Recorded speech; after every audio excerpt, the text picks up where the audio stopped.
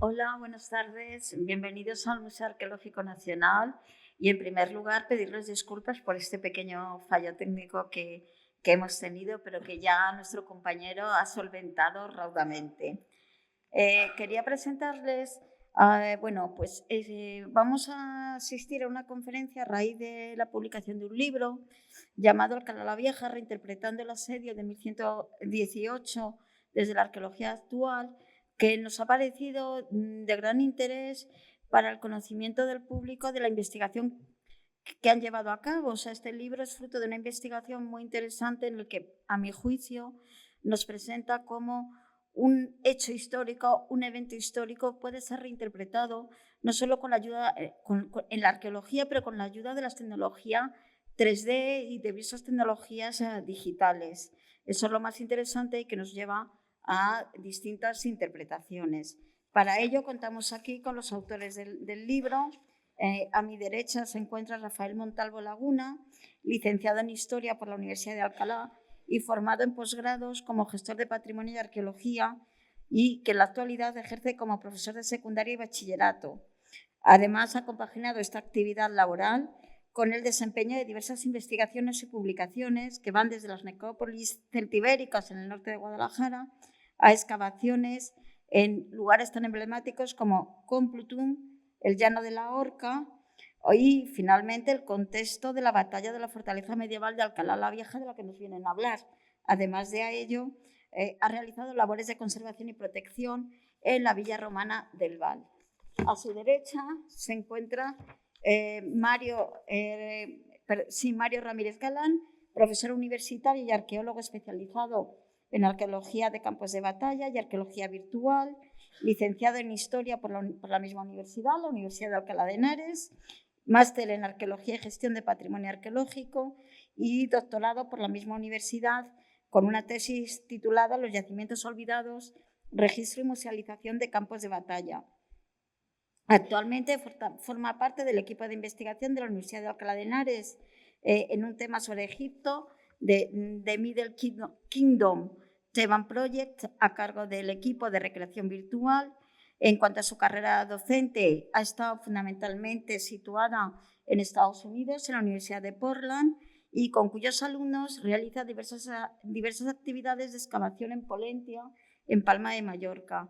Asimismo, como arqueólogo, ha colaborado en varios proyectos arqueológicos, tanto en Estados Unidos con el Ayuntamiento de Salem en la excavación de yacimientos como el del cementerio chino y la casa de Jason Lee.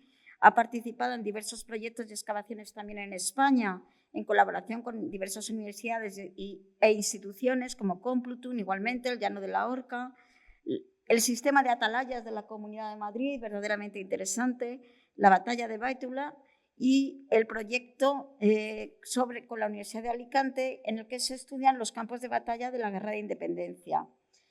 La producción científica es enorme, hay numerosos artículos publicados en revistas como Archaeometry o Archaeological Prospection, y ha publicado varios libros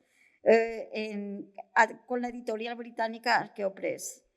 Además, ha sido invitado en múltiples ocasiones a impartir conferencias en varias instituciones norteamericanas y ha participado en congresos y mesas redondas tanto a nivel nacional como internacional, aquí mismo y en otros centros como el Museo del Ejército o en el International Medieval Congress en Leeds. Con ello, quedan presentados, y sin más preámbulos, les paso a nuestros ponentes que nos van a ilustrar sobre este tema verdaderamente interesante e impresionante. Muchas gracias, Beatriz. Gracias también al Museo Arqueológico Nacional por la invitación, por la oportunidad, y también a Eduardo Juárez, que nos ha ayudado a realizar la gestión para estar aquí. Por mi parte, ya que no me dedico al mundo académico, digamos, universitario, agradecer a Mario el compartir la investigación, animarme a entrar en este mundo y, sobre todo, pues, por mantener la presión, digamos, para ese nivel de investigación, de estudio y de trabajo que la verdad es que sin él no sería posible. Así que mi más sincero agradecimiento a Mario. Bueno, nosotros venimos de Alcalá de Henares.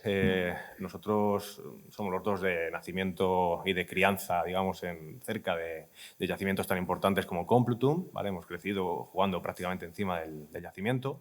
Y allí, pues además de Complutum, tenemos siempre un poco la referencia, la idea dentro de la memoria cultural, histórica de la ciudad, el yacimiento o lo que se suele llamar allí como el castillo de Alcalá la Vieja, que es la fortaleza que está al otro lado del río, digamos, está separado la frontera natural que seguimos teniendo, entre comillas, entre la zona urbanizada de Alcalá y la zona del Parque de los Cerros, que es la ubicación actual de este yacimiento. Es una fortaleza de origen medieval, construida, o lo que nosotros conocemos, está construido en la época del Andaluz, y nos hemos encontrado, o nosotros nos animamos a estudiar esto, ya que en 1118 se produce uno de los asedios más importantes, y cerca del centenario, vamos, del aniversario, hablando con Mario, Mario, anímate a estudiar esto, que yo creo que aquí puedes continuar tu tesis doctoral o trabajar un poco sobre ello. Estamos ante un yacimiento que está totalmente olvidado en el sentido del campo de batalla, porque todo lo que hemos trabajado y todo lo que se ha realizado es orientado siempre a la fortaleza, a la construcción, y es donde se han hecho las investigaciones, como veremos luego, desde principios de siglo. La cuestión de todo esto es que nosotros nos encontramos con un yacimiento que no ha sido tocado en este ámbito y, desafortunadamente, pues como muchos otros, ni siquiera se recoge o se protege de la manera adecuada, y entonces pues hemos tratado pues, de orientar este trabajo siempre desde el principio a la difusión, a la protección, que al final es uno de los medios que tenemos. Si no se conoce algo, nunca se va a proteger. Entonces, cuanto más información tengamos sobre ello, cuanto más investigaciones se hayan realizado sobre ello y mayor repercusión, pues con eso conseguiremos tener unos yacimientos más protegidos, la administración pública estará más volcada. En nuestro caso, pues hemos tenido la suerte, como veremos más adelante, de conseguir el apoyo de la universidad y del Ayuntamiento de Alcalá de Henares, y entonces para la publicación del libro que ha mencionado Beatriz, pero nos gustaría que esa protección se fuese ampliando, y la única manera pues, es seguir investigando. La investigación la hemos orientado desde el principio a los topónimos, a cómo se conocía la zona. Como pueden observar, esta sería la zona en la que nos encontramos, sería la marca media de la época medieval. Nos encontramos en la zona del Tajo, muy cerquita del Tajo. En Alcalá de Henares, prácticamente a un par de jornadas podríamos llegar sin ningún problema a Toledo. Y aquí tienen, lo que les decía, la frontera natural del río, la zona urbanizada, y toda esta zona de aquí es el Parque de los Cerros, que tienen aquí a mi derecha, y este sería el Cerro Malvecino. Pues ya solamente con eso a nosotros nos llama la atención. Empezamos a investigar sobre toda esta toponimia típica de la época, y al encontrarse separado, está muy cerquita de Alcalá la Vieja, de la fortaleza, pues empezamos a investigar. Las fuentes, como veremos más adelante, pues estaban muy centradas en Malvecino como referencia, como luego desgranará y analizará Mario con los estudios físicos y de visibilidad. Pero nosotros pues, empezamos a investigar, a estudiar y demás, y fuimos analizando las diferentes fases de ocupación, vimos la carta arqueológica, todos los restos arqueológicos que existían, y prácticamente nos encontramos con muchos vacíos, muchos huecos en toda esa historia, y nos planteamos una serie de hitos, ¿no? El análisis de las fuentes históricas, como les he dicho, ir a por los datos arqueológicos, y luego ya pues, la arqueología actual, los medios que nos aportan, pues con eso conseguir hacer una interpretación, una nueva propuesta, una reinterpretación, al fin y al cabo, ¿no? El LIDAR, como nos comentará Mario, pues esa es una de las herramientas fundamentales para todo esto. Y bueno, aquí tienen lo que sería la ubicación de las 3 elevaciones más importantes, ¿no? Aquí tienen el Malvecino, que es una elevación que ahora veremos en fotografía. Esta sería la fortaleza, este es el río. Según las fuentes históricas, en esta zona de aquí habría un puente que comunicaría con la zona del llano. Un poquito más para acá encontraríamos Complutum, o los restos de la antigua ciudad romana. Y por aquí la zona de trabajo y de cultivo cristiana en su momento y luego después musulmana. ¿Vale? En esta zona de aquí, como pueden observar, esta sería la elevación más llamativa de la zona, es el cerro de la Vera Cruz o del Eceomo, y más o menos esta sería la zona donde nos vamos a ubicar, digamos, a trabajar con todos los recursos de innovación. Ahí ven un perfil, esto es fotografía real, la parte de abajo, y la parte de arriba es una recreación realizada por Mario Ramírez, mi compañero, un perfil de 3D. Aquí ven la zona urbanizada, es una zona prácticamente que no hay edificios demasiado grandes, se ve muy bien y se puede observar la importancia o la eminencia que tiene este cerro respecto al resto. ¿Vale? Aquí se puede observar cómo la zona donde está ubicada la fortaleza es un espacio más bajo, pero es cierto que está defendido prácticamente por dos de sus caras por defensas naturales, mientras que el resto del recinto tiene una serie de protecciones que fueron desarrollando a lo largo de los años mediante un sistema de murallas y de torres. Ahí ven el dibujo de lo que sería el sistema de amurallamiento. Esta es la zona más débil, digamos. Por lo tanto, es donde se han ubicado la mayor parte de la muralla y de los torreones y torres. ¿Vale? Aquí tenemos la torre del homenaje, tenemos diferentes espacios y dentro se ubicaría pues, tanto la zona de hábitat como la zona religiosa, primero algunos restos de iglesias, luego también tenemos ahí restos de una mezquita. Entonces, bueno, eso es un poco la recreación del plano de la zona. ¿Vale? Esta sería la vista desde la parte inferior, desde donde se accedería a partir del camino de la barca, que se llama, que es donde estaría el paso del puente que les comentaba antes, de un lado al otro del río. ¿Vale? Esta es una pequeña elevación. Desde esta fotografía se ve desde la posición que las fuentes nos marcaban como el lugar desde donde se produjo el asedio, ¿no? Desde el Malvecino. Y esta sería la vista desde el río al Malvecino. Como vemos, es un cerro de una cierta importancia, con muy buena visibilidad de toda la zona, de todo su ámbito. Y bueno, lo que les comentaba antes, en cuanto a las intervenciones arqueológicas, pues me gustaría destacar las primeras intervenciones arqueológicas que tenemos que es una especie de prospección que se realiza en 1957, ¿vale? Y bueno, pues en ese momento todavía se mantienen ciertos restos que ya nosotros en la actualidad no tenemos, ¿no? Radaz recoge en sus escritos, en su memoria, algunos restos que prácticamente han desaparecido mediante expolio, principalmente. Y bueno, no será hasta el año 69 más o menos cuando Juan Zozaya, el padre de la arqueología medieval, se dedicase en cuerpo y alma, digamos, al yacimiento durante un tiempo para investigar y para encontrar todo lo que encontró dentro del recinto, ¿vale? Pero en ningún caso se hicieron estudios ni se prestó atención realmente a lo que es el campo de batalla, el asedio, ni a ninguna de las escaramuzas que podemos encontrar más adelante. Aquí, perdón. Bueno, después, en los años 80, Araceli Turina realizará otras intervenciones dentro del recinto amurallado y luego ya a principios de los 2000, 2006 más o menos, tanto Ana Lucía Sánchez como Jorge Vega realizaron intervenciones dentro y también hicieron algunas prospecciones geofísicas y lo que serían las proximidades, un poco en busca siempre de los arrabales.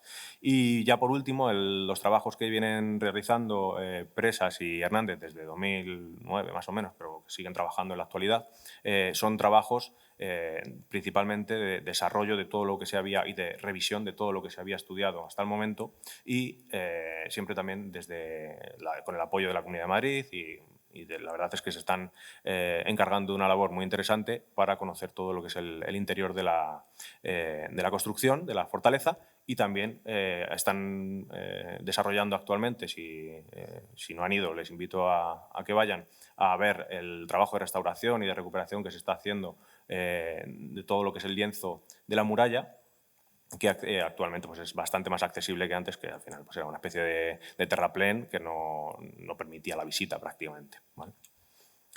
Bueno. En cuanto al análisis de las fuentes históricas, nosotros nos basamos pues, en los 4 textos que observan ahí. No hay muchos más, no hemos conseguido localizar más textos. Los principales o el más cercano sería el de Jiménez de Rada, del siglo XIII, donde cuenta, desarrolla, empieza a explicar un poquito cuáles son los diferentes avances y toma de posiciones que van realizando las tropas del arzobispo de Toledo para acercarse y para asediar la fortaleza musulmana. Es la más cercana, la más próxima, no hemos encontrado ninguna crónica directa, ninguna información contemporánea, ¿vale? Después, ya en el siglo XVIII, cuando ya se retoman el interés, digamos, por toda la historia, un poco conformar el ideario histórico de la zona, podemos empezar a encontrar textos que recogen información pues, del siglo XVIII, siglo XIX, que tenemos ahí Miguel de Portilla o Esteban Azaña, también Demetrio Calleja, que es uno de los que más información nos ha aportado y nos ha ayudado para conocer y para ubicarnos dentro de todo el contexto. Como decimos, tanto en el libro como en la investigación, hay cosas que no nos cuadran, ¿no? Que a nivel físico pues no se sostienen y, por tanto, pues se ha ido desarrollando la investigación digamos, por esa línea, ¿vale? Ahí ven una cronología, una especie de eje cronológico con los diferentes asedios, escaramuzas, intentos de toma, de conquista que se realizaron o que se recogen en todas las fuentes históricas que hemos ido analizando. Desde el año 932 vemos ahí cómo este punto empieza a tener importancia, empieza a ser uno de los lugares que forman las defensas de la Marca Media y sería muy interesante pues, conquistarlo. Veremos cómo hasta prácticamente la toma de Toledo no cambia realmente la historia de esta región, de esta zona, pero ya en el 1118 es cuando se consigue tomar y conquistar este territorio. Luego se perderá de manera puntual, pero ya digamos que el cambio de gobierno de zona ya no va a volver a retomarse. Entonces, desde aquí hasta la actualidad, pues formó parte de las defensas cristianas hasta que ya dejó de ser importante para esa función, se abandonó, formó parte de la cantera de la ciudad y se desmontaron algunas piezas para seguir construyendo edificaciones en Alcalá de Henares. Por mi parte, simplemente mencionar unos pequeños apuntes, una pequeña introducción para que Mario pueda continuar con su parte. Buenas tardes. Pues como bien ha dicho Rafael, yo voy a encargarme más de la cuestión técnica y aportarle todos los datos y resultados que hemos obtenido tras estas investigaciones. En esta primera diapositiva pueden observar el progreso o las distintas etapas que nosotros fuimos cumpliendo ya desde el año 2016 en un pequeño proyecto personal que se inició para escribir un artículo sobre el asedio de Alcalá de Henares por interés personal de 2 alcalaínos. Y comenzamos con eso, un análisis de fuentes escritas, toponimia, toda fuente documental que teníamos, análisis cartográfico, fotografía aérea. En 2017 fuimos un poquito más allá y empezamos a estudiar el paisaje, constantes visitas, principalmente en el momento de verano que estábamos yo por allí. En 2018, un poquito más allá, un salto más en esta investigación, con análisis espaciales, visibilidad, intervisibilidad y LCP. LCP son las siglas en inglés del término Least Cost Path, que básicamente es la traducción literal de rutas óptimas. En 2019, ante ciertos hallazgos que tuvimos en las fuentes documentales, Nos propusimos una serie de cálculos, cálculos físicos y también análisis LIDAR del terreno. Y finalmente, para cerrar este proyecto de investigación, propusimos una reconstrucción virtual de lo que fue la fortaleza de Alcalá la Vieja y de lo que es su entorno.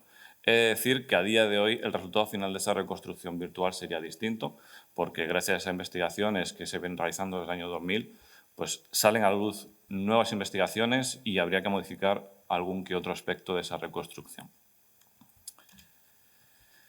Uno de los problemas que encontramos en las fuentes documentales fue la descripción del asedio, porque es una descripción muy escueta y la información es muy básica. Según lo que nos dicen las fuentes, básicamente los cristianos despliegan o levantan, mejor dicho, un castillo temporal en ese cerro, es el cerro de Malvecino que ha mencionado Rafael, y allí despliegan a los trebuchets, los trabucos, máquinas lanzadoras de piedra. Sitúan el campamento principal en la elevación más alta de toda la zona, que es el Cerro de la Veracruz, o actualmente conocido como el Cerro del Eceomo, y por supuesto los musulmanes se encontraban dentro del castillo de Alcalá la Vieja. Según las fuentes, los cristianos asedian lanzando rocas desde Malvecino, intentan entrar en múltiples ocasiones al castillo, pero fracasan constantemente. A excepción de un milagro que ocurre en mayo del año 1118, cuando sobre el Cerro de la Veracruz, el Cerro del Eceomo, aparece una cruz brillante. Las tropas cristianas del arzobispo de Toledo, don Bernardo de Seguirac, se envalentonan, intentan asaltar nuevamente el castillo y lo consiguen. Esta es la descripción que tenemos. Para un estudio de un campo de batalla, de un asedio, obviamente no es suficiente.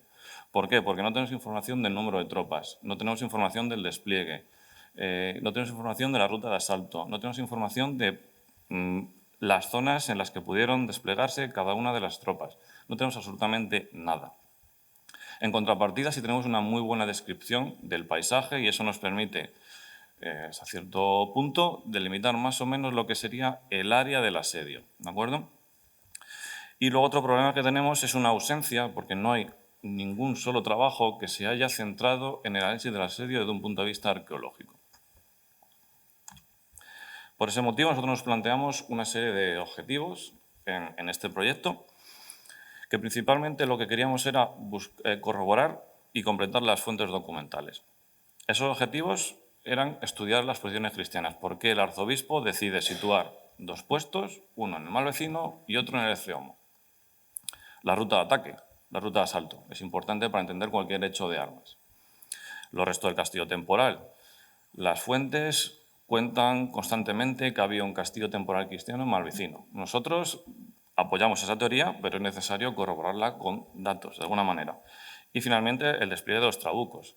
Al igual que ocurría con el castillo temporal, las fuentes nos hablan de un despliegue y de manera constante en Malvecino. Despliegue de trebuchet, de máquinas lanzadoras de piedra. Pues es necesario corroborar esa información también o refutarla en caso de que fuese incorrecta. Para el estudio de las posiciones cristianas nos planteamos lo primero, un estudio de visibilidad.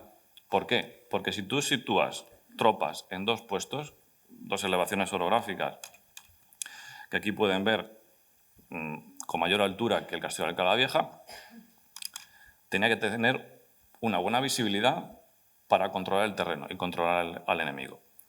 En arqueología, en el estudio de visibilidad, necesitamos una serie de factores. La posición del observador, que son básicamente coordenadas X e Y, la posición que ocupa ese observador, la altura del observador. Es evidente, una persona de 1,80 m tiene una mejor visibilidad que una persona de 1,60 m. Eso es así. Y luego el radio de visibilidad. En cuanto al radio de visibilidad, hay una serie de valores establecidos, que aquí lo pueden ver en esta ilustración. Si hablamos de una visibilidad óptima para un ojo humano en condiciones normales, sin ningún tipo de problema, y unas condiciones perfectas de visión, serían entre 2 y 3 kilómetros. Si ya hablamos de un rango entre 3 y 15 kilómetros, seguimos teniendo una buena visión, podemos ver elementos de grandes dimensiones y alteraciones en el terreno. ¿Qué alteraciones? Pues, por ejemplo, movimiento de tropa. El movimiento de tropa genera polvo, polvareda. Señales de humo. También se podría ver entre ese rango de distancias. Y ya cuando nos vamos a distancias superiores a 15 kilómetros, solo somos capaces de ver elementos del terreno de dimensiones muy considerables. Esta ilustración es perfecta para entender cómo funciona este ratio de visibilidad. No sé por qué no pasa ahora. Vale, si nos salta alguna más. Vale. Bien, pues como ya he dicho, este es el primer factor, que sería el radio, el rango de visibilidad. Voy a pasarlo así. Ahora sí, vale. La altura. La altura la calculamos a partir de una serie de estudios osteológicos de distintas necrópolis medievales, consultamos distintos trabajos, porque el estudio de los huesos largos permite el cálculo de una altura media para un individuo. Nosotros estamos estudiando la visibilidad desde las posiciones cristianas. Por lo tanto, necesitamos un perfil muy claro del observador o el vigía, un varón del siglo XII y en este caso cristiano. Nosotros consultamos, obtuvimos todos esos resultados, esos trabajos previos, y salió una media de 1,636 metros de altura, redondando 1,64. A esto hay que añadirle un factor de altura adicional, porque estos vigías estarían desplegados o bien sobre torres o bien sobre muralla empalizada. Se dice que el castillo temporal era de madera, por lo tanto pensamos que puede ser una especie de empalizada y le añadimos un valor de unos 3 metros, porque evidentemente no tenemos ningún dato arqueológico para constatar y midiendo una altura media de 1,64 pues creemos que es una altura bastante aceptable desde un punto de vista defensivo.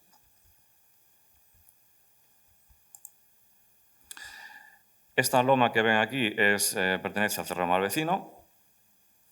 Esta zona desarbolada es donde nosotros pensamos que se puede establecer el castillo temporal, porque es la única que es relativamente llana, tiene una extensión más o menos aceptable y carece de defensas naturales, o las que tiene no son excesivamente peligrosas si comparamos con el resto. Entonces, nosotros situamos alrededor de esta zona una serie de observadores con todos esos datos, esos valores que os he indicado antes. Y luego también Malvecino tiene en la cima una zona más pequeña, pero también es relativamente llana y es comprensible que se pudiese desplegar algún tipo de observador en este punto. En el caso del Eceomo, es un cerro donde la cima es completamente plana.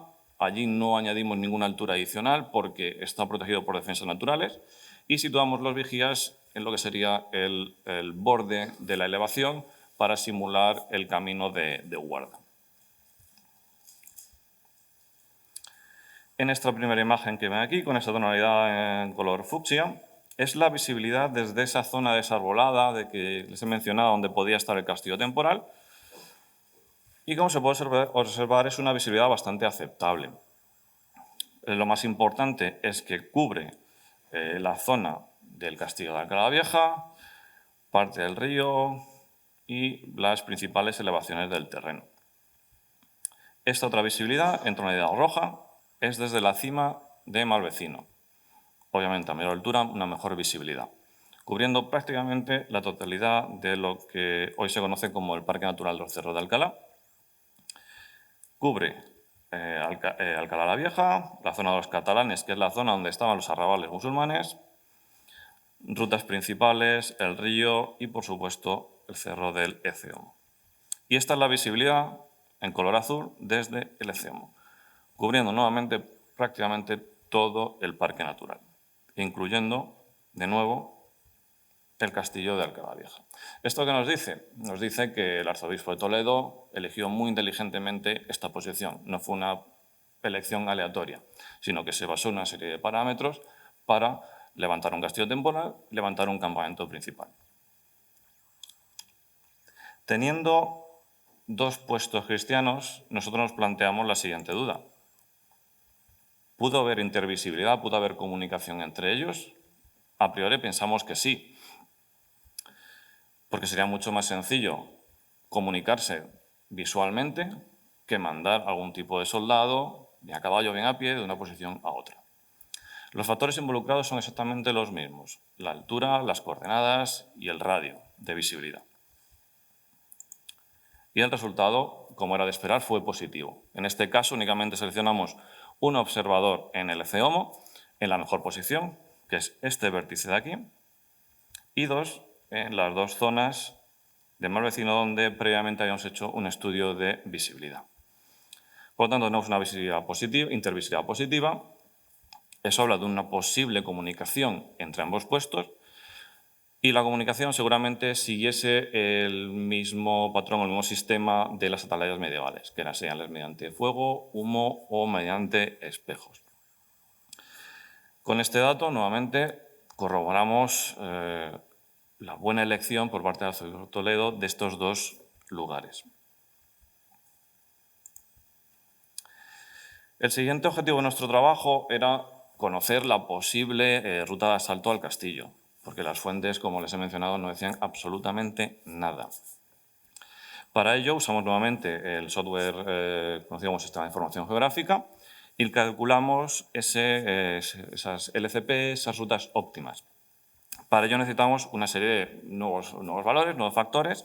En primer lugar, una capa de coste. La capa de coste es la que ustedes ven aquí, en estas tonalidades, en este caso presentada en grados. Lo que le dice esa capa, que la obtuvimos a través de un modelo digital de elevaciones, lo que le está diciendo al programa es por qué celda es más fácilmente transitar y por qué celda es más difícil pasar. Cargamos una serie de algoritmos que hay, los cuales se meten en el programa y él ya hace con los valores que le damos el resto del trabajo, genera 4 posibles rutas óptimas. Pero ahora bien, estas rutas óptimas hay que interpretarlas, hay que visitar el yacimiento, hay que visitar, en este caso, el paisaje y ver si son lógicas o no. Las 2 primeras rutas que toman esta dirección las descartamos automáticamente. Son esta tonalidad violeta y amarilla. ¿Por qué? Porque directamente atraviesan un barranco. El único barranco que tiene esa zona desarbolada lo atraviesan. Sí es cierto que es más directa, pero es más peligrosa. Por lo tanto, desde un punto de vista militar, no tiene ningún sentido arriesgar a los soldados a pasar por ahí. Por lo tanto, la ruta de Tobler y Pandolf automáticamente descartada, tras la corroboración sobre el terreno. Las 2 siguientes sí siguen un recorrido más lógico, esta en tono azul y en tono naranja, pero vemos cómo esta azul se desvía mucho. No entendemos muy bien por qué. Obviamente es por la función, por el algoritmo que se carga al programa, y al desviarse tanto, nuevamente la desechamos, al comprobarlo sobre el terreno, que no tiene sentido una desviación tan pronunciada. Por lo tanto, nos quedamos con la naranja, que es la más similar a lo que hoy día se puede realizar. Pero hasta este punto. Una vez llegados a este punto, vemos nuevamente una incoherencia.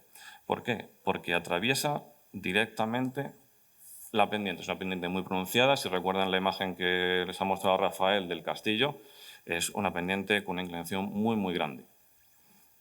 Y aparte, la confección de un castillo, el sistema defensivo de un castillo, también piensa en el camino de acceso.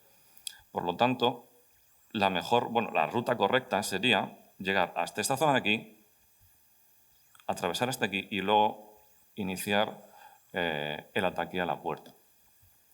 ¿Por qué tiene lógica? Porque cuando se accede a un castillo medieval, lo que se busca al diseñar ese castillo, es que nosotros le estemos dando, el soldado en ese caso, las tropas, le estén dando el flanco derecho. En el flanco derecho se portaba el arma, lanza, espada, lo que fuese. En el flanco izquierdo el escudo.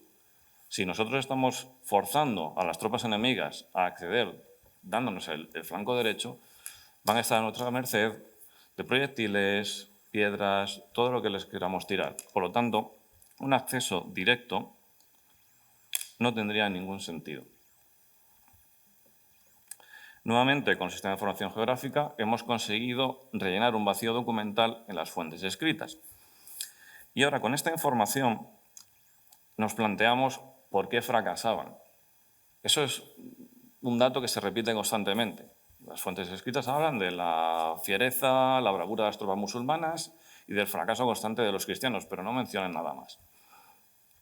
Entonces pensamos en hacer un solapamiento entre esa ruta óptima y un estudio de visibilidad, porque lo primero que se viene a la cabeza es que los musulmanes podrían estarles viendo a estos soldados a partir de cierta distancia.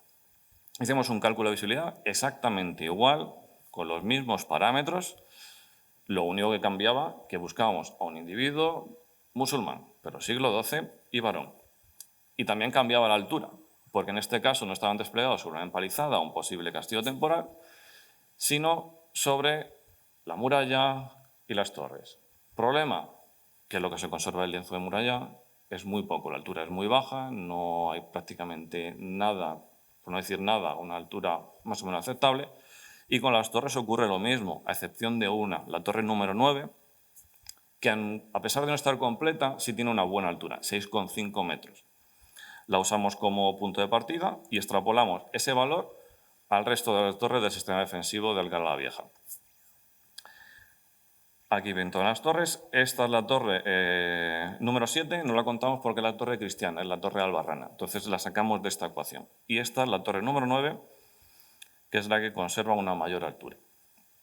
Con estos datos, con el mismo radio de visibilidad y con la altura obtenida para el defensor musulmán, obtuvimos esta visibilidad acumulada. La visibilidad acumulada es la suma de todas las visibilidades individuales de cada uno de los observadores. Es exactamente lo mismo que hemos hecho para el caso cristiano. Y ahora, tras hacer ese solapamiento, vemos cómo los musulmanes, con una altura de 6,5 en torre más 1,66, no recuerdo mal, del observador musulmán, prácticamente cubrían todo el recorrido cristiano, a excepción de esta zona entre Malvecino y los catalanes. ¿Esto qué nos dice? Pues que los fracasos de los asaltos cristianos posiblemente fueron debidos a ese control visual de las tropas musulmanas de los movimientos de las tropas del arzobispo de Toledo. Nuevamente, esta información no se puede obtener de otra manera que no sea a través de nuevas tecnologías, a través del sistema de información geográfica en este caso. Obviamente, con una base arqueológica, pero es necesario ese tipo de tecnología para poder rellenar estos vacíos documentales.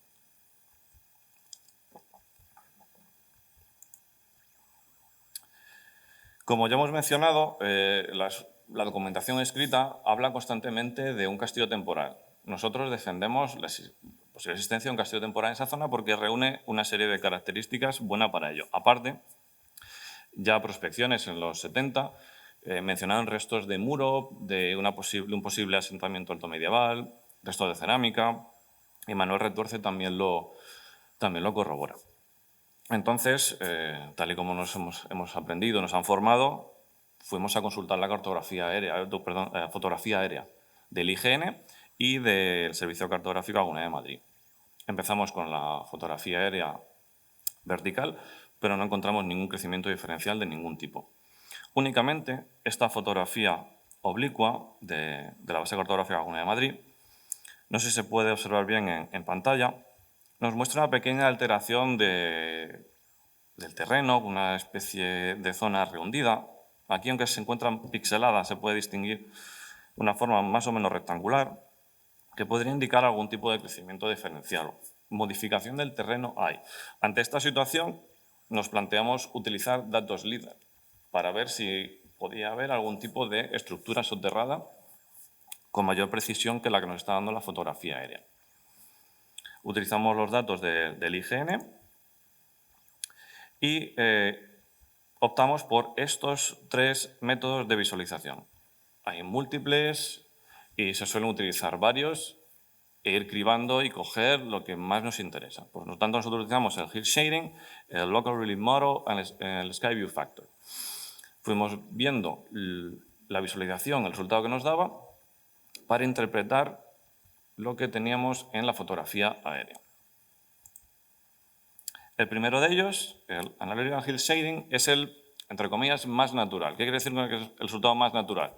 Que ustedes miran a pantalla y distinguen perfectamente la topografía del terreno. Barrancos, posibles aterrazamientos, elevaciones, etc. Y aquí se ve una pequeña estructura, posible estructura rehundida, nosotros hemos denominado como estructura A, que sí encaja en cuanto a forma y ubicación con esa modificación del terreno, ese crecimiento diferencial que parece que se ve en la fotografía aérea y, por lo tanto, encontramos un resultado positivo con esta estructura. Pero es que casualmente, tras realizar esta primera visualización, vimos un segundo elemento, una segunda estructura. Fue un hallazgo completamente casual que es lo que nosotros hemos llamado como estructura B, que es una zona cuadrangular con una posible fosa de fundación o zanja alrededor y un pequeño promontorio. En la fotografía aérea no se ve absolutamente nada, pero aquí es bastante claro esa zanja, esa fosa de fundación con esa forma cuadrangular. Ante esta situación, nosotros seguimos utilizando distintos métodos de visualización para intentar observar más detalles. El siguiente de los métodos es el Local Relief Model. Básicamente es un estudio de microtopografías. Lo que hace esta técnica es separar las topografías de pequeñas dimensiones de las de mayores dimensiones. ¿Por qué? Porque los elementos del terreno de gran tamaño pueden oscurecer esas pequeñas microtopografías que son los posibles restos arqueológicos, las posibles estructuras soterradas. En nuestro caso, sí se ve una zona anaranjada rodeada de esta zona azul, que viene a ser la estructura A, ese rectángulo, si recuerdan, de la fotografía aérea, pero la estructura B no se ve excesivamente claro. Y optamos por utilizar un nuevo método a ver si encontrábamos algún detalle más, pero en este caso el Sky View Factor, que es una iluminación un poco más difusa, iluminación desde múltiples puntos, no nos dio ningún un resultado positivo para nuestra investigación. Por lo tanto, decidimos quedarnos con el primero y el segundo de los métodos. Hicimos nuevamente un solapamiento para mejorar esa visibilidad, y aquí, si ven en pantalla, tenemos la combinación del hill shading, ese terreno, con esa coloración anaranjada en esa zona deprimida. Y nuevamente aquí tenemos esa estructura, aquí la vemos muchísimo mejor, con esa fosa de fundación, esa zanja alrededor, con esa forma cuadrangular. Obviamente esto es necesario constatarlo con una prospección geofísica y con su correspondiente excavación, pero es un buen punto de partida porque tenemos dos posibles estructuras soterradas en la zona donde nosotros creemos que se pudo situar el castillo temporal cristiano. La siguiente fase de nuestro proyecto fue corroborar o no las fuentes escritas en lo referente al despliegue de los trabucos. En la Edad Media tenemos tres tipos de máquina de guerra, de trebuchet concretamente. El primero es el trabuco de tracción, que es una máquina de guerra lanzadora de piedras que se acciona con un grupo de hombres tirando de cuerdas. Ese es el sistema de funcionamiento. El trabuco híbrido es una combinación de ese sistema con cuerdas más un contrapeso que incrementa la potencia, el alcance, la velocidad y la capacidad destructiva. Y luego el trabuco de contrapeso, que es el más conocido. Ya no tenemos un sistema de cuerdas accionado por la fuerza del hombre, sino que estamos ante una caja, un contrapeso de enormes dimensiones, de gran peso, rellenado con distintos materiales: arena, piedras, plomo. De todos ellos, descartamos el tercero. ¿Por qué? Porque en el momento que está teniendo lugar el asedio de Alcalá la Vieja en 1118, es en el momento en el que se empieza a utilizar esta maquinaria en Oriente Medio. Por lo tanto, queda fuera de la ecuación. Entre el trabuco de tracción y el trabuco híbrido nos quedamos con el segundo. ¿Por qué? Porque tiene una mayor capacidad destructiva. Expertos en esta materia han dicho que el trabuco de tracción se puede interpretar como un arma de asedio más personal, que buscaba impactar en el soldado defensor más que en abrir brecha en la fortaleza. En el año 2017 hubo un hallazgo casual, si no recuerdo mal creo que fue la Policía Local de Alcalá de Henares, que localizaron 4 proyectiles de trabuco, conocidos como bolaños, en las inmediaciones del castillo de Alcalá la Vieja.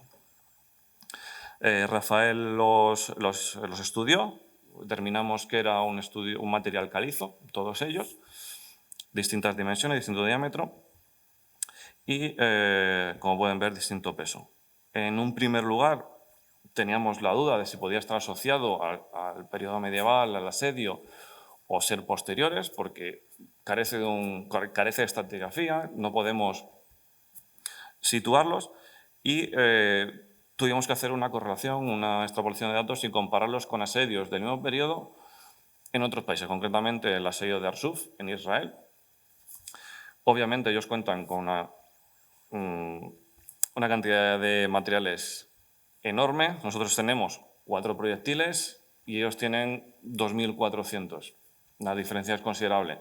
Pero lo importante es que las dimensiones y el peso que nosotros tenemos encajan con las dimensiones y el peso que tienen ellos. Y aparte el material es exactamente el mismo. Y formas bastante similares. Con esta información del peso, nosotros nos planteamos conocer la zona del despliegue de los trebuchets, que según las fuentes era Malvecino. Para ello contamos con la ayuda de doña María Benítez Galán, doctoranda de Física Nuclear de la Universidad de Granada, que nos hizo el estudio. Yo se lo voy a mencionar muy brevemente. Y de nuevo teníamos el mismo problema, carencia de datos. Fue necesario el uso de estimaciones, tanto en el ángulo con el que se disparaba como en la fuerza que ejercía en el hombre, para obtener la velocidad y mediante fórmula de tiro parabólico, ya con esa velocidad, calcular el alcance máximo y mínimo. Ella obtuvo, como ven aquí, la velocidad y la distancia para cada uno de los 4 proyectiles. El alcance varía en función, obviamente, del ángulo y velocidad. Y esta información la usamos como un radio. Un radio que nosotros nos llevamos nuevamente a un sistema de información geográfica. ¿Para qué? Para utilizar otra de sus herramientas, que se conoce como buffer o área de influencia. Esto nos iba a ser muy útil para poder determinar las zonas, o las posibles zonas, mejor dicho, de despliegue de esos trebuchets, de esos trabucos. Y lo más importante de todos estos cálculos es que ninguno de ellos tocaba Malvecino. Ninguno de esos trebuchets pudo estar desplegado en Malvecino. Incluso el proyectil más pequeño llegaba a tocarlo, que es este de aquí. Todos tocan la zona de los catalanes, donde estaban los arrabales musulmanes y que pudo ser la zona de despliegue de esta maquinaria de guerra, porque tiene mejores condiciones que Malvecino. En primer lugar, la distancia, estaba más cerca. La distancia que separa Malvecino de Alcalá la Vieja creo que son aproximadamente 430 metros, más o menos. En ese momento no había ninguna máquina de guerra que llegase a esa distancia, por lo tanto ya se descarta. La zona donde únicamente se pudieron establecer en el mencionado cerro es esa zona despoblada donde pudo estar el castillo temporal. Y si recuerdan la imagen que les he mostrado, es una zona que tiene esta inclinación. En un tiro parabólico eso no tiene sentido, tiene que ser lo más plano posible, porque estamos perdiendo ya distancia de disparo al disparar en una angulación de este tipo. Por lo tanto, estos estudios interdisciplinares nos permiten, de nuevo, ser capaces de, en este caso, corregir las fuentes escritas. Si no hubiésemos hecho este estudio, seguiríamos pensando que los trabucos se desplegaron en el Malvecino. Y esta es la única manera, combinando física, estudio del paisaje con sistema de información geográfica y estudio arqueológico de materiales, conocer la posible zona de despliegue de esta máquina de guerra. Finalmente, y ya para acabar, nos planteamos una posible reconstrucción virtual, en este caso del castillo y del paisaje. Para ello usamos los mismos archivos LIDAR del Ministerio, del IGN, porque tienen un alto grado de detalle, tienen una gran precisión. Eso es bueno, pero también tiene un problema, que es que al modelar ese terreno es muy pesado y al ordenador le cuesta. ¿Qué hay que hacer? Nosotros lo que hicimos fue vaquearlo. Les explico lo que consiste el término vaquear. Vaquear básicamente es obtener un modelo de baja poligonación, de pocos polígonos, porque todas las mallas, todos los modelos virtuales están divididos en polígonos, están divididos o bien en triángulos o bien en cuadrados, rectángulos.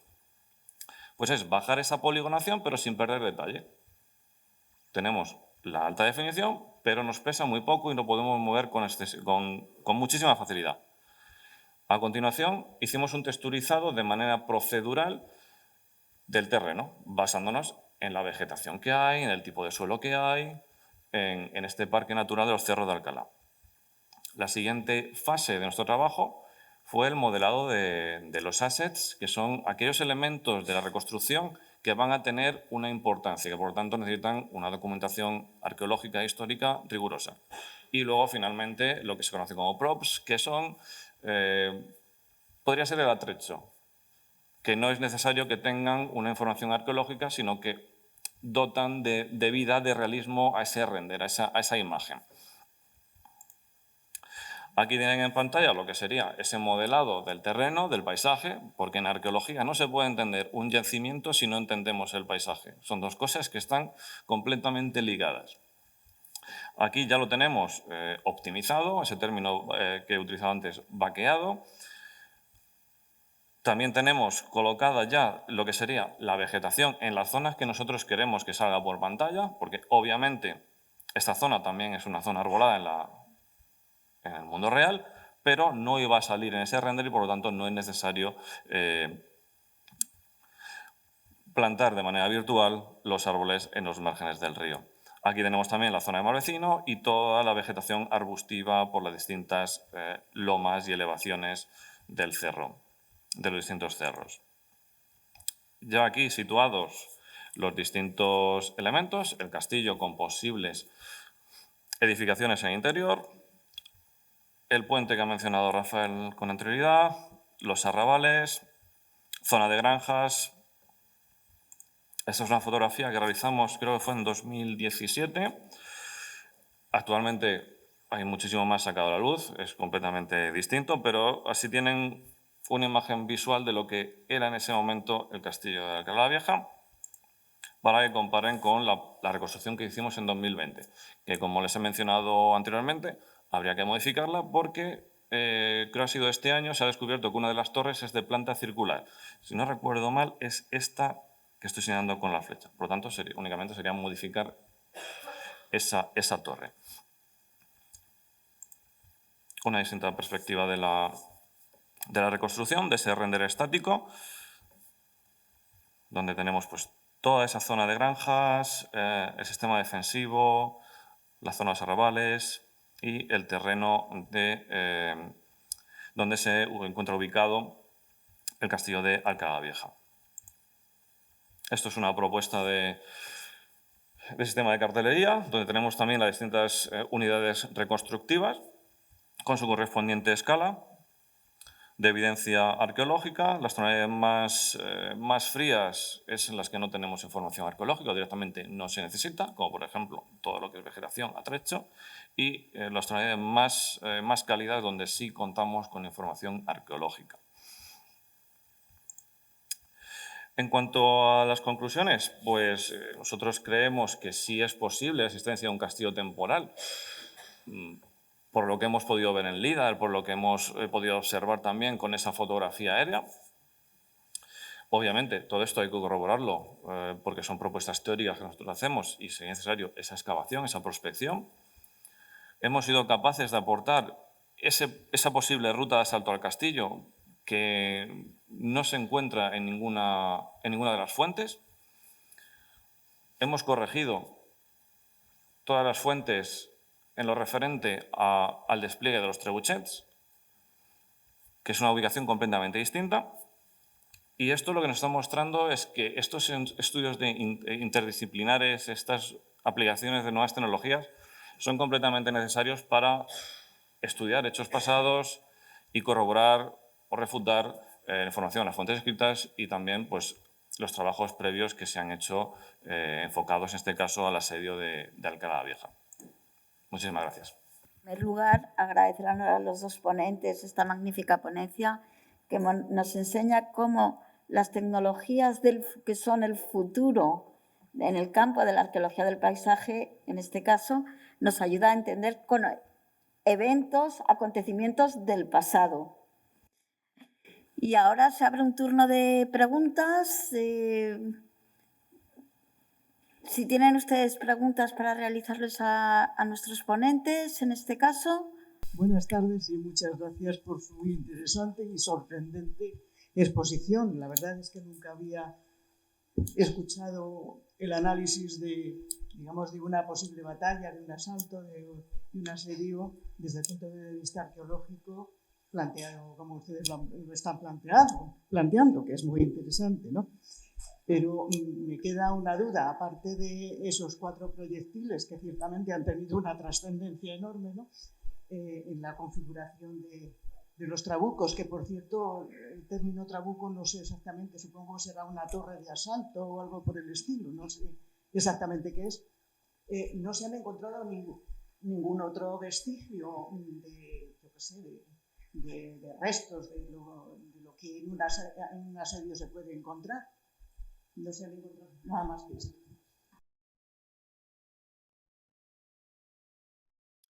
Desafortunadamente, en cuanto a resto arqueológico, no hay. No hay porque no se ha realizado ninguna prospección. Hay que tener en cuenta que uno de los problemas que tienen los campos de batalla en general, yo cuando uso el término campo de batalla englobo asedio, batalla campal, todo. El resto arqueológico es mínimo si nosotros lo comparamos con la idea que tenemos en la cabeza de yacimiento, porque es un hecho histórico que ocurre en horas. Si hablamos de Primera Guerra Mundial, Segunda Guerra Mundial, ya hablamos de meses, años, pero en época medieval su duración en el tiempo es muy corta. No tenemos documentación arqueológica, en primer lugar, porque no se ha realizado ningún estudio arqueológico de la batalla, del asedio. Ese es el primer problema. En cuanto al resto arqueológico asociado a una maquinaria de asedio, tengan en cuenta que el material que se usa para el trebuchet del trabuco, que le he puesto aquí esta diapositiva para que vea la forma que tiene, no es una torre de asalto, es una máquina de tiro parabólico. Aquí también tiene una ilustración, e incluso esta en blanco y negro se ve cómo funciona. Está realizado, entre comillas, esa es la forma de uso. Tengan en cuenta que está realizado en madera, por lo tanto, la madera se va a perder con el paso de los años. Entonces, lo único que vamos a tener asociado a esa máquina de guerra es el proyectil, que está hecho en piedra, es lo único. Pero no tenemos más información porque no se ha realizado ningún tipo de actuación arqueológica al respecto. Partiendo de esa base, no vamos a tener, a no ser que sea mediante hallazgo casual como estos 4 bolaños. Porque, como ya he dicho, en el caso del asedio en Israel, en el castillo de Arsuf, se estudió el asedio en profundidad, sacando a la luz, como he mencionado, 2.400 proyectiles. Si aquí se hace un estudio similar, no digo que salgan 2.400, pero posiblemente salgan más de 4. Y si se hace un estudio, como yo tuve la suerte de trabajar en la prospección de la batalla de Baécula, de la Segunda Guerra Púnica, utilizar un sistema de detección mediante detector de metales para localizar puntas de flecha y luego realizar mapas de calor, de la zona de mayor acumulación, etcétera, etcétera. Esto también es aplicable aquí para localizar pues, puntas de flecha, lanza, resto de militaria de carácter militar, pero como no se ha hecho, también tiene que tener en mente que un campo de batalla tiene unas dimensiones muchísimo más grandes que un yacimiento al uso. Por lo tanto, no se puede hacer una excavación extensiva con otro yacimiento. Se haría una excavación selectiva en las zonas donde tengamos una mayor acumulación de materiales, pero para ello es previamente necesario una prospección geofísica, en este caso con detector de metales. Aquí en España está muy mal visto este método, porque se relaciona desafortunadamente con el expolio, pero en los países anglosajones es un método aceptado y que se viene utilizando desde la década de los 80 para estudiar este tipo de enfrentamientos, porque es la única manera. Bueno, buenas tardes. Muchas gracias, lo primero, por la exposición, que ha sido, bueno, cuanto menos, a mí me ha sorprendido, ¿no? Sí, ¿se me oye? Bueno, y la pregunta era, pues, meramente, pues, un poquito sorpresiva en cuanto a la ubicación del castillo con respecto al Cerromal vecino y al ex de Homo, que vamos, que básicamente ellos no veían, no vieron la ubicación previamente. No sé, a mí se me ocurre que si pusieran una fortaleza para defender X, el terreno X, haberla puesto en un sitio más visible, como es el caso que este obispo vio tan claramente, ¿no? Entonces, la pregunta es, ¿qué objetivo tenía el castillo de Alcalá la Vieja? O sea, la vigilancia de lo que es, porque ve de cara a Henares, digamos que ve hacia adelante lo que sería la vía Augusta, si mal no me equivoco, ¿no? Digamos, que iba a pasar. Era esa vigilancia la que tenían, porque la espalda la tienen completamente y los flancos desprotegidos. Muchas gracias por la pregunta. En primer lugar, como dice, digamos en dirección hacia el llano, tiene una visibilidad tremenda. En cuanto a la retaguardia, en este caso, no hace falta defenderla prácticamente por la orografía del terreno. Es total, son todo barrancos, el material es muy endeble, no tiene formas de acceso con digamos, a caballo o de alguna manera que pueda ser contundente, ¿vale? Entonces se vería muy rápido, muy cerquita. Tenemos en Pioz hay una fortaleza también que dominaría toda la parte posterior, digamos, hacia la Alcarria madrileña, digamos, hacia el Tajo. Entonces toda esa parte estaría controlada. Luego Guadalajara está muy cerca también prácticamente tiene control visual, Torrelaguna, Uclés, digamos, son los puntos que tiene de referencia, ¿no? Formaría parte de ese triángulo defensivo mediante fortalezas y atalayas con el que se controlaría toda esa zona, ¿vale? Más o menos. Espero haberte ayudado. Gracias, igualmente. Muy interesante. ¿Los proyectiles se encontraron dentro de la zona esa que marcan ustedes como posible? Sí, los proyectiles se localizan en estos dos puntos que tiene usted en pantalla. ¿Y esos están a los 100? Está en una especie de vaguada que hay entre el castillo y esta otra elevación de aquí. ¿Te acuerdas que pusiste una circunferencia de posibles lugares de disparo? Sí, eso es. Cada punto que ve usted en pantalla es lo que hemos utilizado como centro de esa circunferencia, que es donde está el proyectil, y de ahí, con el radio que ha generado el sistema de información geográfica, tenemos el área de influencia. Y ahí se encontraban los proyectiles esos. O sea, lo que nosotros hemos utilizado como punto de partida es la ubicación del proyectil. Para que una vez tenemos la ubicación del proyectil, obtenemos la distancia máxima, cogemos la posición inicial. En vez de es el camino a la inversa. En vez de tener el trebuchet desplegado, ¿hasta dónde va a llegar el proyectil? Pues tenemos el proyectil y vamos a ver desde dónde se puede disparar. Sí, pero mi pregunta era, o sea, de acuerdo con eso, pero ¿esos proyectiles que se encontraron están dentro de esas áreas? ¿Sí? Claro, porque es el centro de cada una de esas áreas. No, sí. Entonces, pues no será esa la zona pues precisamente de disparo, ¿no? Esa es la zona de despliegue, la posible zona de despliegue con el rango de máximo disparo que tiene. Hola, buenas tardes. Mira, dos cuestiones. Yo he estado recientemente, he visto todo el proceso de excavación y he estado recientemente viendo... Perdona, ¿puedes forzar un poquito más la voz porque con la mascarilla? A ver, así. Es que también estoy un poco afónico. Bueno, te estaba diciendo que he estado recientemente y he visto un poco a lo largo de estos años el proceso de recrecimiento y cómo se ha ido excavando.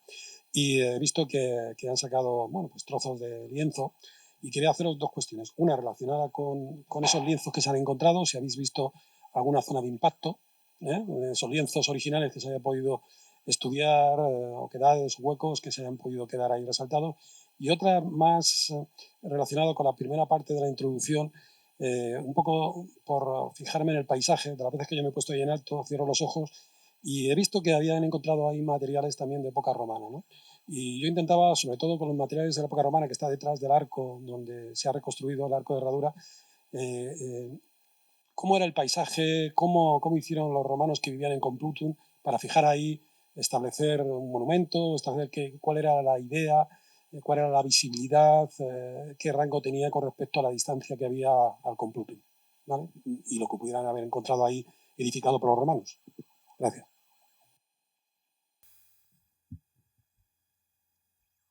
Vamos a localizarlo con el mapa y vamos hablando sobre ello.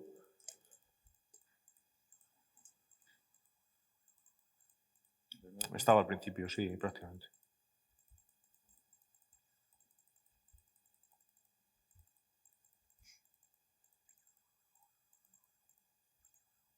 Aquí más o menos, ¿no? Con esta imagen podríamos, más o menos. Bueno, en cuanto a lo que comentabas de los impactos, que nosotros conozcamos no ha habido ningún hallazgo en relación a ello. Lo que se ha ido localizando a través de las excavaciones que se han realizado en los últimos años y sobre todo la labor de restauración o de recuperación ha sido las bases, los cimientos. En cuanto se han encontrado algunas elevaciones, pero no son significativas y no tenemos datos. Lo que sí que tenemos y que sí que nos aportan las fuentes históricas es que según terminaron los asedios por parte de los cristianos a las tropas musulmanas y se tomó por completo, se modificó tanto los lienzos como lo que sería el tamaño, se hicieron la torre albarrana.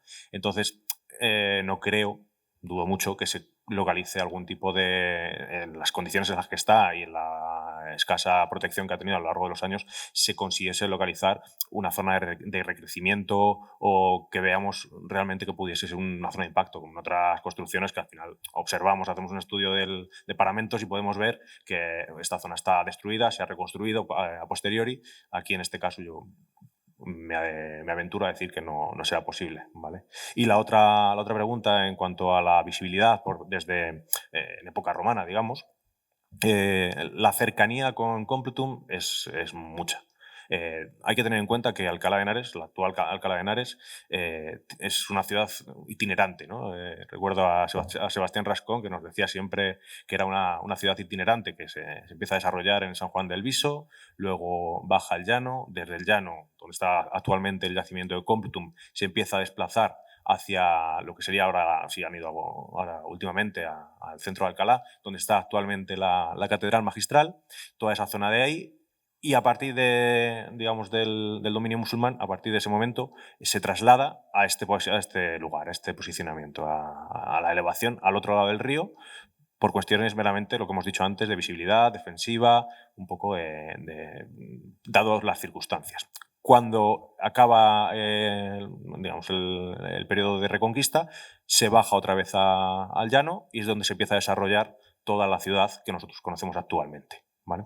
Entonces, estudios de visibilidad de esa época no serían posibles actualmente, entiendo, pero bueno, sí que sería interesante saber por qué se empezó a desarrollar allí alguna zona de trabajo, alguna zona defensiva. Quizás no considero que fuese una zona, o no se ha encontrado ningún resto que nos aporte información, una zona, digamos, de ámbito de culto, religiosa, o que tuviese algún interés para los romanos. En este caso no conocemos. No sé si he respondido a todas las preguntas, han sido varias. Hola, ¿qué hay? Buenas tardes. Yo soy un poco antiguo en este tema arqueológico. Me ha extrañado, por ejemplo, no ir a hablar de quien estudió aquello en terreno, lo dibujó, Basilio Pavón Maldonado, que además hizo toda una ruta, ¿sí? El camino que lleva hacia Guadalajara y ahí toda la ruta, lo que va a ser luego el río Dulce, que lleva hasta Aragón. También hay un tema que me parece muy interesante, la tecnología aplicada, pero parece como si nuestro relieve orográfico no hubiera cambiado en 1000 años. Estamos hablando de 1000 años. Y pienso que no estamos en una zona agrícola por excelencia, pero que con los sistemas actuales y la recomposición sobre temas actuales, no sé si tiene alguna variable su sistema para de alguna forma aplicar las transformaciones que ha podido dar el relieve y los cambios que ha podido dar, ya solo por erosión que ha podido tener. Y naturalmente ahora, como decía, lo del mundo romano, yo siempre es un tema que me llamó la atención porque dije, curiosamente debieron utilizar mucho del material romano de la Complutum republicana que está al lado, o sea que cuando se construye, naturalmente los árabes aprovechan, yo creo, lo que no hayan bajado los romanos del siglo I a la Complutum, me refiero a la primera Alcalá que existe. Pero bueno, no sé si esa variable existe o tiene su sistema para aplicar. Sí, nosotros lo que hacemos es, con toda la información cartográfica que tengamos, hacemos una comparativa, porque lo que ha dicho usted es completamente correcto y obviamente hay alteraciones del terreno, hay modificaciones, y lo que hacemos es entre comillas, un trabajo manual y vamos recolocando esos puntos o esas posiciones originales, porque no tenemos un mapa del siglo XII, no tenemos documentación cartográfica del siglo XII a este nivel, a esta escala. Entonces nos tenemos que trasladar a lo más antiguo que tengamos. Por eso es muy importante esa visita al lugar y también estudiarlo y observarlo, porque muchas veces esas modificaciones del terreno se ven. Entonces eso sí se ha tenido en cuenta y esas variables sí estaban. En cuanto a los materiales que usted dice que han podido ser utilizados de esos yacimientos republicanos de la zona para el castillo, eso es lo que tradicionalmente se piensa, y esto lo conecto con la pregunta anterior. Sí es cierto que se han encontrado concretamente bajo la entrada principal, restos creo que fue una arabotiva, me parece, en caliza también. Claro, lo primero que se piensa y que siempre se ha dicho es los musulmanes traían todo el material calizo de la antigua Complutum. No sé qué distancia estará, 2 kilómetros, fácil, 2 kilómetros fácil. Una investigación que habíamos planteado, pero bueno, por la pandemia se paró en el año que empezó todo esto, fue un estudio mediante difracción de rayos para conocer el origen de esos proyectiles. ¿Por qué? Porque aunque el terreno de donde está el Castillo de Alcalá Vieja es mayoritariamente arcilloso, hay muchísimas fuentes de caliza.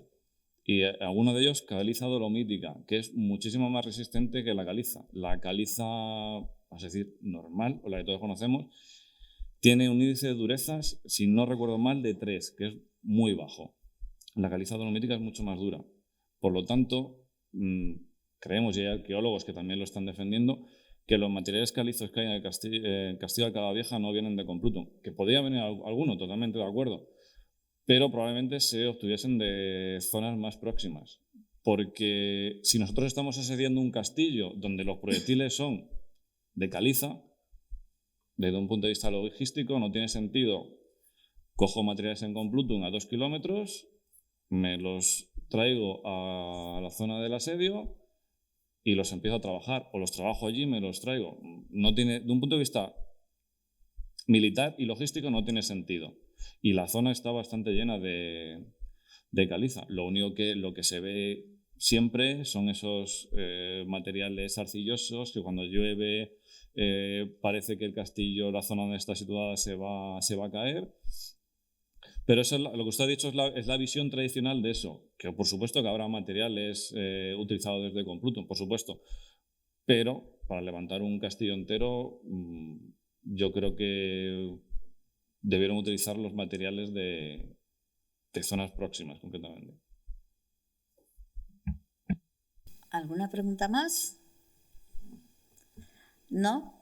Pues entonces damos cerrada aquí la sesión, agradeciendo en primer lugar a los ponentes que hayan venido y deseando que continúen con este estudio tremendamente interesante u otros, y a ustedes por asistir en esta gélida tarde de 19 de enero.